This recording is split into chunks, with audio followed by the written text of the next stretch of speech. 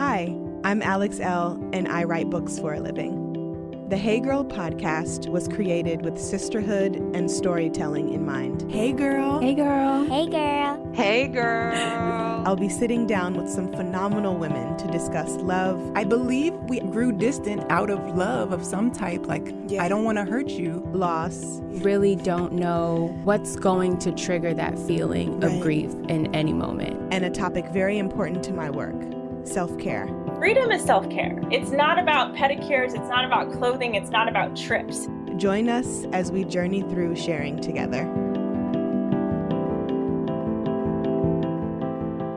On today's episode, I sit down with an amazing artist. You have probably seen her work floating around social media. You probably already follow her on Instagram. She is phenomenal.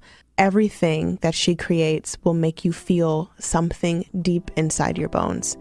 I'm sitting down with artist Stella Maria Bear. We talk about her love for the moon and how painting can be a prayer. I hope you enjoy this episode. Here's Stella's story. Hey girl. Hey girl. Stella, it's so great to have you on the show. I cannot even express my excitement to chat with you. How are you this morning? Thank you for joining us. I'm good. Thank you so much for having me. It's an honor to be here. I know a little about you and your work, but for those listeners who may not be familiar with what you do and who you are, can you share some background about that? I'm a painter and a photographer.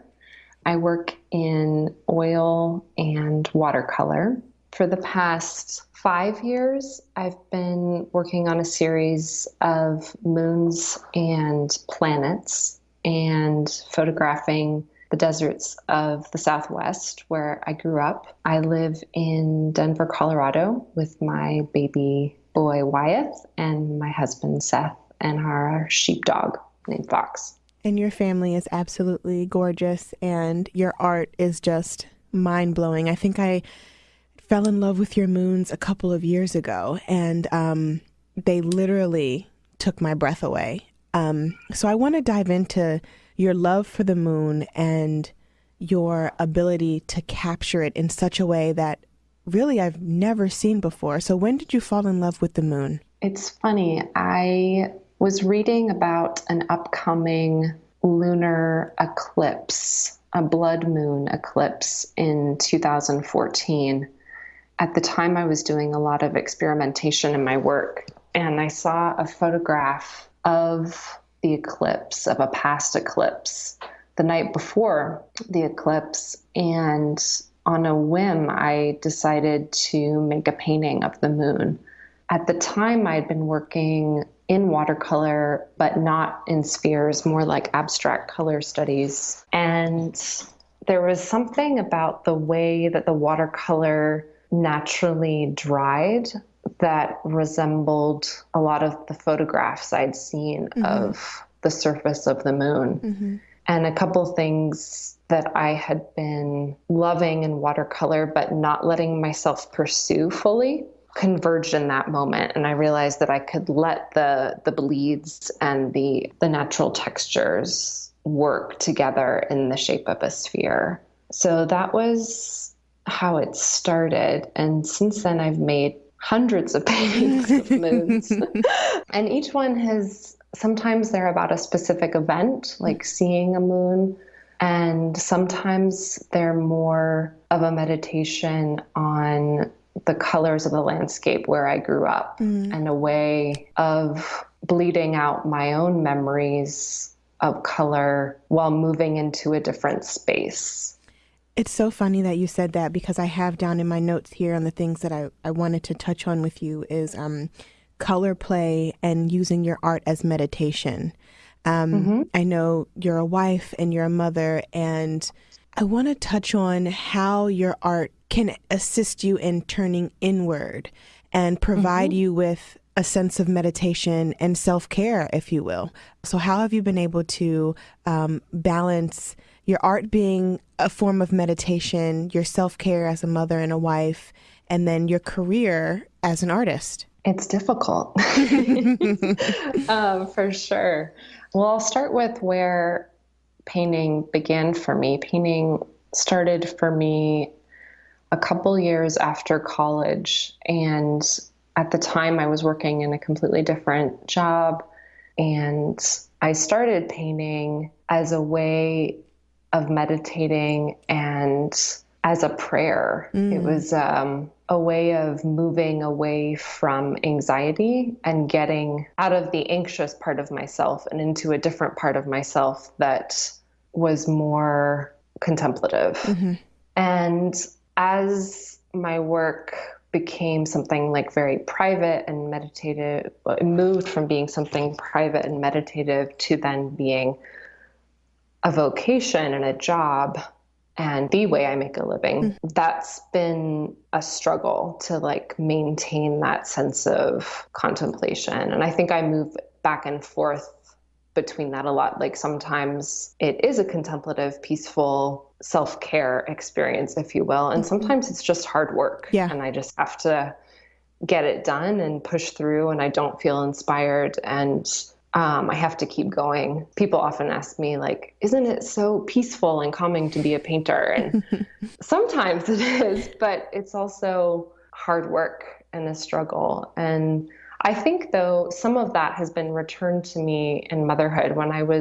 Before I became a mother, when I was working in the studio 9 to 5, I didn't appreciate my times in the studio as much. It was very mundane and just like my daily life. And then when I became a mother, my time in the studio became something very precious again. Not that I don't still wrestle with having times when I'm not inspired or having to push through, but I think the part of me that wants to create and needs to create has only grown stronger in motherhood. In many ways mirrors motherhood. Like I feel like the experience of being pregnant and starting off with this tiny thing that you can't see that you're caring for and that you're carrying, and then slowly having it grow and become someone that's outside of you and living a life of its own. I feel like that process is very similar to how I work, and the two have helped inform each other. But it's definitely a logistical, like live issue for me. Logistically, like I spend a lot of time trying to figure out each month how much time I'm going to spend with my son, because he's a baby and growing so fast and I don't want to miss any of that. And how much time I need to work, because it's not just an expensive like I have to work like, to support my family, and how much we can afford childcare. And so sometimes I'm working full time and my husband is taking care of our son, or we have a really great nanny who takes care of him. And sometimes I'm just working on the weekends or at night or during his naps, and like trying to spend as much time as possible with him. I'm doing that right now because I'm about to leave for a week for the first time since he was born. So right now I'm really soaking up that baby time, but it's a constant wrestling. And I both believe that it's totally possible to be an artist and work as a mother, but I also want to honor the struggle of it and the hardness of it, because that's something that I wrestle with. I'm so glad that you said that, because I feel as though people who see us from the outside as mothers, as people who are creatives and are, artists, whether it be, using your hands as you are, as a painter, or using words as I do as a writer, people think that it's just this, almost like this whimsical, easy life. And not to say that it's a hard life, because we're doing what we love for a living, which is a beautiful blessing, right?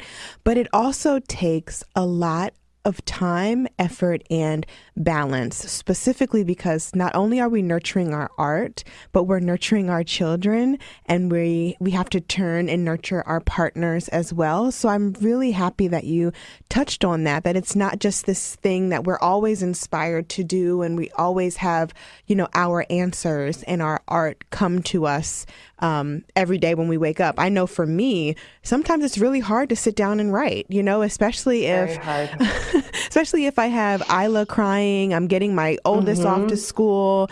I talked about this a few times just on social media when I'm sharing like bits of the mothering journey and just being a wife and having this creative career, like I thought that when I got pregnant, I was going to be struck with this vastness of inspiration and I'm growing this life and wow, like I'm going to have all these words. And I had no words. Like, and, you know, now I'm starting to find my words and my voice and that creativity again, almost kind of like you honoring your time in the studio now as a mother. I'm finally learning to honor my time as a new mother again, with the pen and paper, because it can be so difficult to balance both.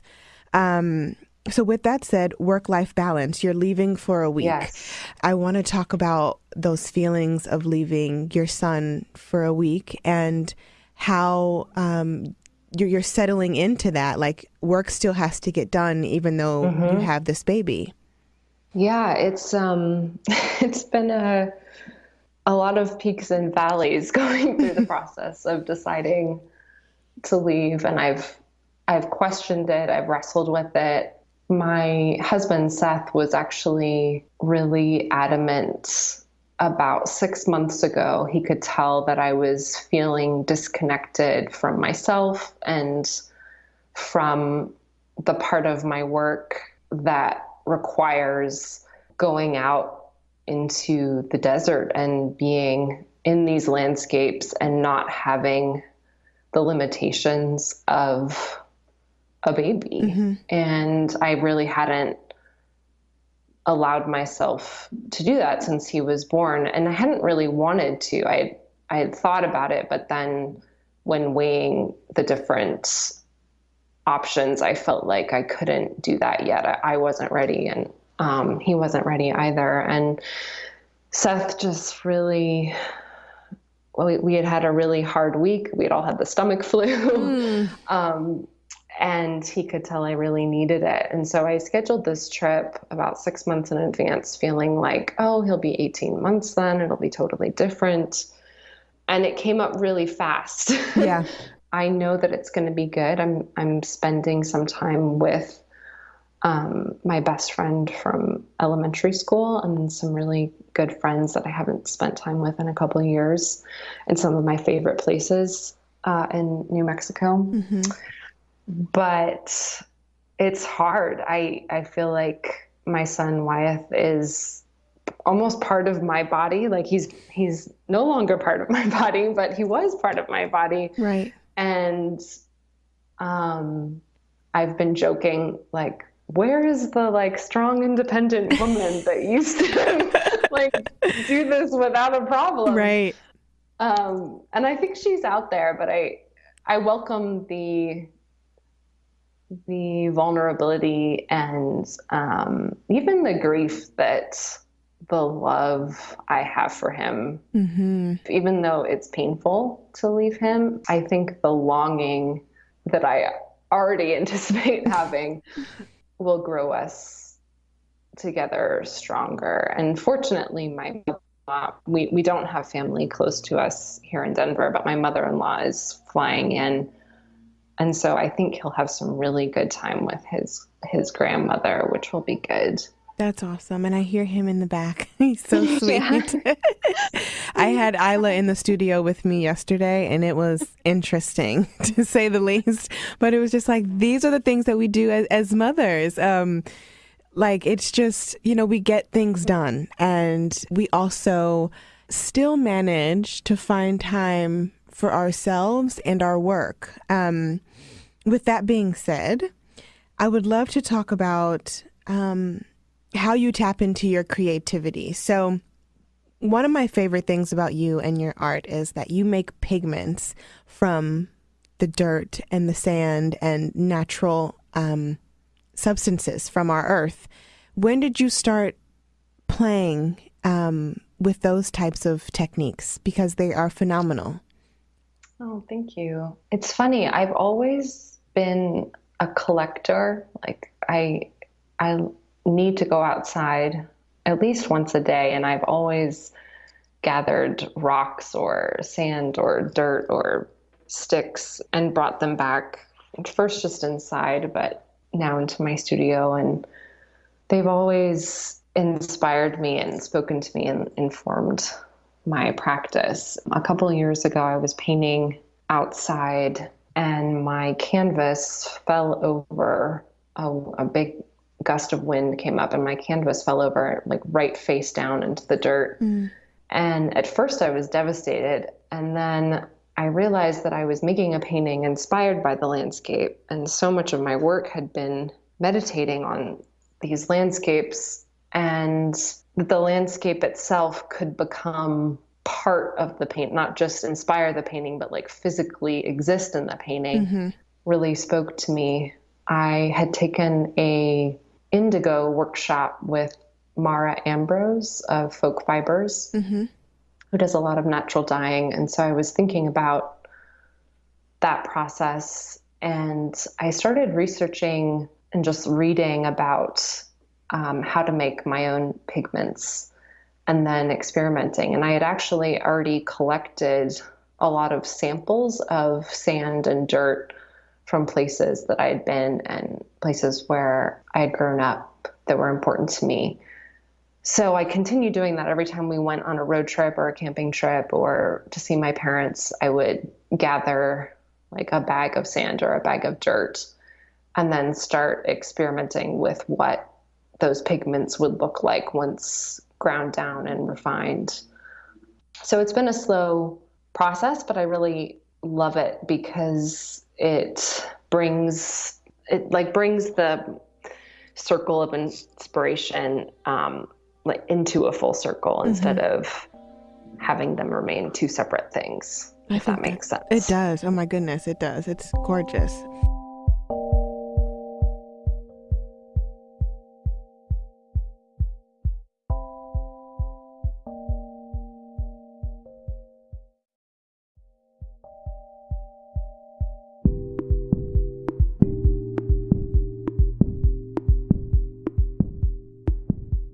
I think it's really inspiring to see women like you and even, young kids like my daughter look at something and bring it to life, whether it be the moon or an eye. It's so crazy to see Charlie draw. She can look at something and becomes real life on the paper. And that's just phenomenal because me as mama, I cannot even draw a stick figure. So it's just really magical to see how art transforms into real life tangible things from the mind to the canvas. We're going to wrap up here in a minute, but before we do, I want to talk about how you protect your art navigating social media. You and I have had some side conversations in Instagram DM about, art etiquette and people not honoring the artist, not crediting the artist. How have you, social media is kind of this new thing, right? And it can be so great. People share, people are able to connect with you, your clients, your fans, and just other maybe artists who are inspired by your work. How have you been able to keep your art sacred and still navigate the space of social media? That's such a good question. And also one that is very alive and living and that I'm constantly wrestling with. Yeah, social media, especially Instagram, is such a strange little world of its own. I don't think that I could make a living in the way I do without it. It's people own my work from all over the world because they've found it on Instagram, which is mind-boggling, and even 10 years ago would have seemed crazy. And I'm really thankful for that connection with people. And it's something I love. It's become a form of collage for me and a way that I work through different experiences and colors and pieces of work that I'm struggling with. So I put a lot of that out there. On the flip side, there is a lot of copyright infringement, and there is a lot of copying, and there is a lot of weird mirroring that can happen. And it's it's hard. Every month around the full moon, my work appears in like 20 different advertisements without my permission, sometimes without credit at all. And I have to deal with that. But I think the way that I like to frame it is that Instagram and social media are like a tool in the cart, and the cart is being drawn by a horse, but like Instagram and social media can't be the horse. Right. Like my own inspiration and the landscapes that speak to me and the artists that inspire me, I need to spend time in those landscapes and looking at that work. But I can never let social media drive that. And whenever I place social media as the driving force, my work gets out of whack. So yeah, I sometimes have to take breaks where I don't partner with any companies or where I don't post anything for a while, or and just like step back and recenter my work, because it can get out of whack. But I try to do that. I can feel it when it's becoming too much of a force, and try to pull back and then re-enter into it. But I think it can be a positive thing. It's just a double-edged sword. Yeah. Yeah. For sure. It's crazy because social media has its perks, right? You know, we are able to build community where our work is able to touch people near and far. We're able to engage in a way that perhaps we wouldn't be able to if there was no Instagram. But I think Instagram, social media, Twitter, Tumblr, all the things can get really loud. And I often tell new artists, writers, people who are looking to get their work and word out there about their brand, that they have to know themselves and know their craft before they can depend or lean into social media being a player on their team.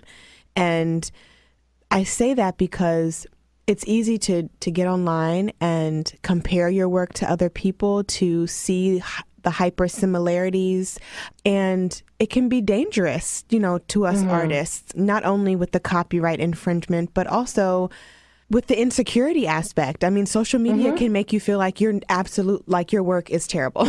You know, it can make you feel like, oh my gosh, I'm not doing enough, or my words aren't as vibrant as his or hers, or whatever the case may be. Like, those are real human feelings. And I always tell people, take a step back before diving into social media. And I really like how you mentioned that it's a tool and that you can pull from your toolbox, right? But it can't be the only thing that you're counting on, or that you're, you know, engaging with, because then it makes the work difficult. Yes. And noisy, and, you know, that can be detrimental at the end of the day. So thank you for that. I think that's going to help a lot of people who are either wanting to be in this space of artistry as a career, or who are looking to figure out how to get their art and work out there online, but also having boundaries, because at the end of the day, boundaries and balance are a thing, and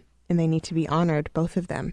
So with that said, I'm really happy to have had you on the show. We had a great conversation, and I really like your emphasis on painting as prayer, and that what you're doing for a living is meditative. And I would love to get 3 tips from you, either self-care related or just art as a career related, how to move through the ups and the downs of creating for a living.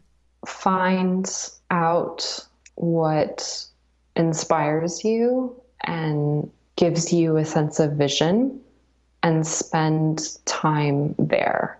Like I was saying about Instagram, I think it's a great tool, but not a source. And I think it's important to find your sources. Like for me, it's really being out in these landscapes, where I grew up and honestly had a very hard time seeing when I was younger, and then returned to as an adult and found that they just spoke to me immensely.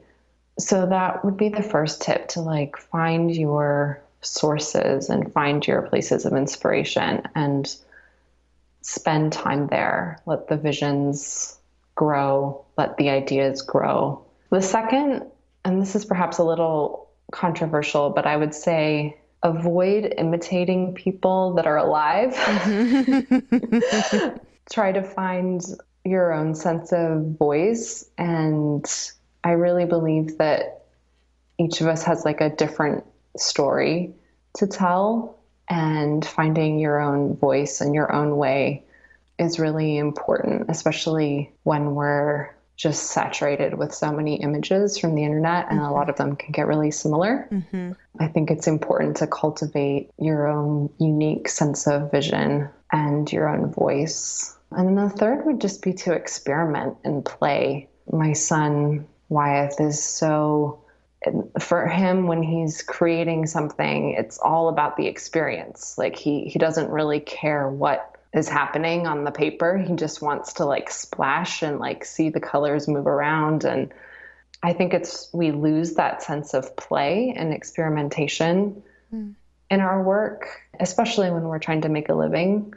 But I think it's really important to give ourselves the space to experiment and play and fail and try again in order to break through into new bodies of work and visions. I love that. Before we go, please let everyone know where they can find you on the internet. My name is Stella Maria Baer, Baer, and my handles are at Stella Maria Baer. My website is stellamariabaer.com. Thank you so much, Stella, for your time today. I really appreciated having you on the show. Thank you. It's so wonderful to talk to you and connect with you.